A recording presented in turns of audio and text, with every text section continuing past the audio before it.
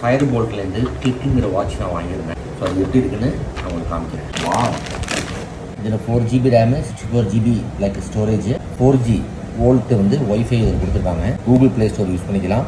GPS பில்டின்னு nano sim card இதில் போட்டுக்கலாம். So watch வந்து அழகாக ஒரு மெத்த மாதிரி கொடுத்து செட்டப் பண்ணியிருக்காங்க.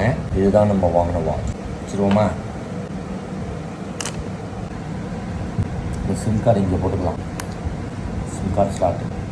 இது வந்து ஒரு மொபைல் ஃபோன் மாதிரி இது. எல்லாமே இதில் வந்துடும். ஆண்ட்ராய்டு நம்ம டிவிலாம் இருக்குல்ல அது மாதிரி. இதோட ப்ரைஸ் பார்த்தீங்கன்னா 6499.